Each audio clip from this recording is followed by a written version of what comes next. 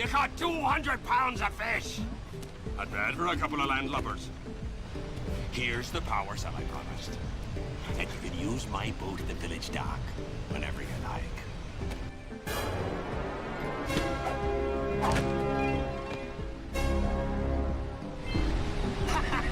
Hey guys, it's Jak. Welcome back to the arcade. Let's get back to just another game. Jak and Daxter, the Precursor Legacy. So do you guys want to know what my secret was? I went back and I found the cable for my PlayStation 4 controller and I hooked it up directly to the console. And suddenly my fisher controls are not nearly as floaty. They are actually very precise, very accurate, and it wasn't until really that last batch of fish that I missed very many at all. So I feel like that minigame was not meant to be played with a controller that is wireless, much like a number of modern games, or I guess not modern games, but there's our last power cell. A number of retro games that are being played on a modern controller, or modern console with wireless controller. Wow, I'll get the sentence out there eventually. Regardless, we've done it now. So we also have gotten all of the power cells, but we're still missing 15 or so Precursor Orbs. So why don't I just take a little break and I'll just cut to where I find some orbs rather than spend an entire episode roaming around looking for them. So see you guys in a second.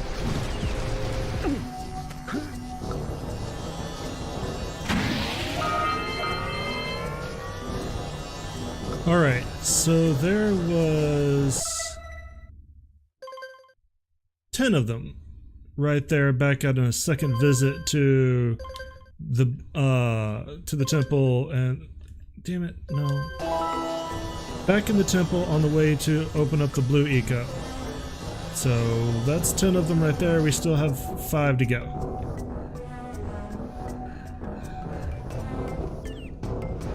I think the other 5 I'd actually completely forgotten about. Come back after you, just after you defeat this guy, jump on his head. He's got 5 Precursor Orbs inside him. You only get them one at a time, but it's not a bug. It's actually just a weird way to get Precursor Orbs. But now we've completely wiped out the Forbidden Jungle.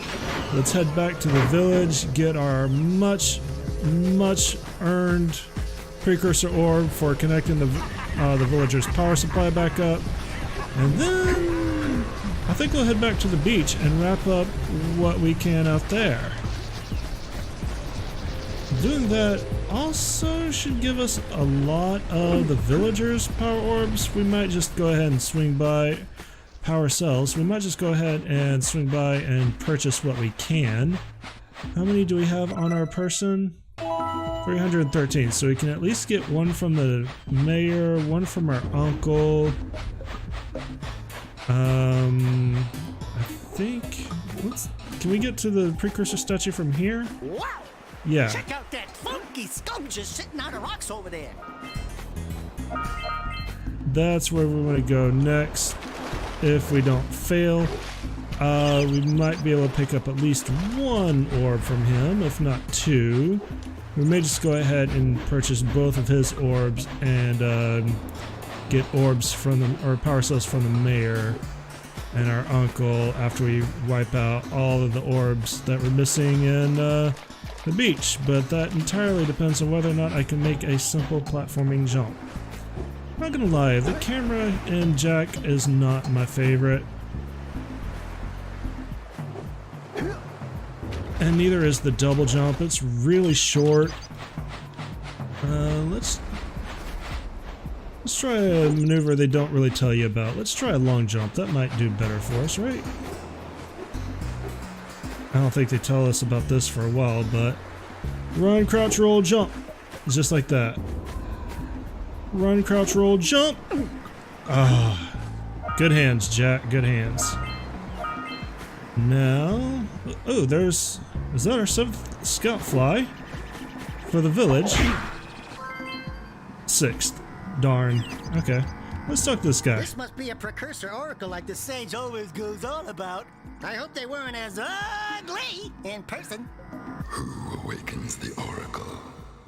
Wait, one of you has the light within. From before time, I have watched and waited for the true hero to return.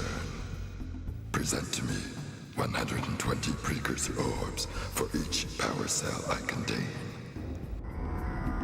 Yeah, for your so gift, another power cell is yours. So we'll go ahead and spend 240 power cells for both of these. That way we don't have to come out here again. You have proven yourself worthy. Here is a power cell. So the oracles in this game are interesting. They actually will foreshadow events that occur later in the series. The fact that it says Jack has the light within refers to the fact that Jack can naturally channel eco, and not many people can do that. In fact, Jack can channel very specific, special kinds of eco. You've collected enough power cells to fuel my heat shield. Meet me by the entrance to the fire canyon by climbing the cliff behind the farmer's house. Bring the power cells, and hurry! My father says he's seen more lurkers around. Oh, Kira, I'll meet you anywhere, but we're not headed up there yet. Jack is the only one who can channel dark and light eco. In fact, it's his. Let's go check out old Fish Brett's speedboat at the dock. It's his ability to channel dark eco that actually ends up corrupting him, because he can absorb so much eco that it mutates his body, which would normally kill anybody else. So it's kind of his own gift that comes around and curses him, I guess? Like, I'm trying not to allude to too many points from Jak 2 and Jak 3, but there's so much good lore there. I'm not gonna lie, the Jak and Daxter series has at the same time some of the most shallow lore and yet some of the most fun lore. You could tell that Naughty Dog really had a lot of fun making this series. And even though they didn't plan out the gameplay formula very well, they definitely planned out the lore pretty good. Which is why I really, really want those collector's editions with the art books and everything like that, and behind the scenes books, because I really want to look at their storyboards and stuff. I'm hoping that they include those. Alright, so now that we have the blue eco vents turned on, we should be able to get across to that pelican, but we have to go from over there, I think. Also, yeah, you can dive a little bit. Dive for those orbs, Jack! Dive! They don't tell you how, but it's square. I'm trying to remember if I still have the manuals for this game. Most of these games actually bought used, so kind of a little bit disappointed by that, but at the time I wasn't that much of a game collector, so it didn't bother me that I lost a bit of the paper stuff, you know, the paper assets. Now, kind of wish I did, but I did what I could. And you aren't gonna pop, are you? No. You've gotta be blown up somehow. Same for this one. I'm probably going to take control of this cannon over here. Yep, that's what I'm gonna do. Ooh, let's use the cannon to blow things up! But if you get the electronic or the PS4 version, they actually include an electronic version of the manual, so that's cool. And that's our 6th power cell for this area. And now we can take control of this to blow up those 2 boxes we couldn't break and get the Precursor Orbs out of those. Carefully, very carefully. Let's see here. Get some! Get some! Got that, and A little bit higher. Aim up. Higher than that. That do it? That did it. Alright. Do we need to break these open? I'm pretty sure there's nothing left in them. This is just an opportunity for you to be able to open these boxes up if you didn't before. Yeah, those are just normal chests, so we're not interested in that. Alright, the problem is, though, we're gonna have to go back all the way through that platforming in order to pick up those orbs. Kind of a bummer. What was... what sounded like a heartbeat? I wonder if that was a lurker shark. That could have been a lurker shark. Alright. Let's go pick up these orbs, and then I think this is how we're going to get... oh no, we could have gotten over to the Pelican anyway. Why did I think we need... oh. Because you might actually move.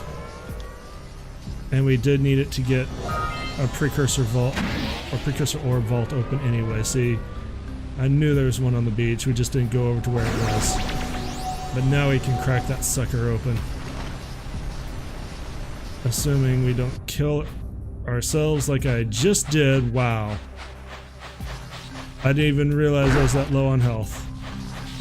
Go me. Come to me, my green beauties. Go away, my shelled non-beauty. Alright, so... how fast can we get back there? The roll is pretty good. I'm not gonna lie, the roll's pretty useful. It's not my favorite move, though. I don't like having to constantly... wow, nice little prancing move, Jak. I really don't like having to roll constantly to get places. I really just wish you got a decent movement speed. Like, I know there are a lot of games and a lot of speed runs, like Legend of Zelda, Ocarina of Time in particular, use the roll to get around. Always felt kind of really awkward to me. Okay, no. We don't have to chase the Pelican, I thought we did. We just have... we have to get to the power oh, cell before the Pelican scoops it up again. That. Yeah, now I remember. Okay. That's why this is annoying. Because he's gonna fly all the way over there, scoop it up, and then, you know, come back here. So... what we're probably going to want to do is we're probably going to head... plan out my route here.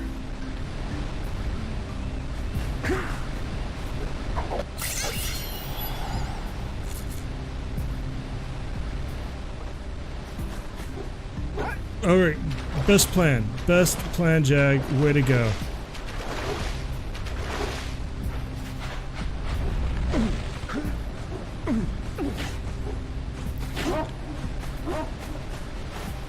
Okay. Slow as that was, we actually managed to beat him here. I was really surprised by that. Okay, I did see some more Precursor Orbs in the water. Let's go ahead and scoop these up. How many Precursor Orbs are we missing? Quite a few.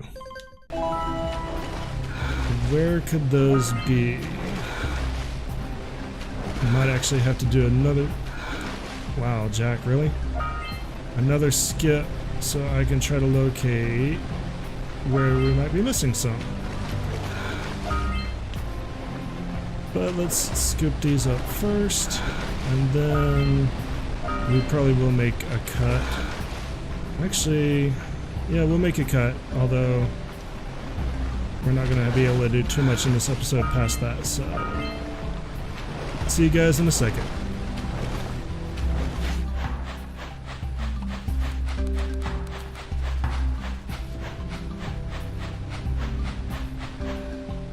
Alright, well there's 6 of them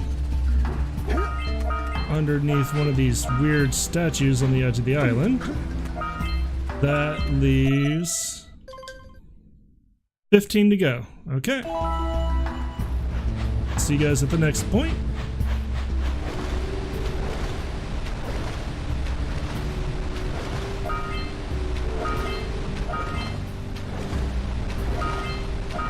There was 5 in the waterfall, so we have 10 left to find. Yeah, I don't see any more over here, sorry. So 10 left.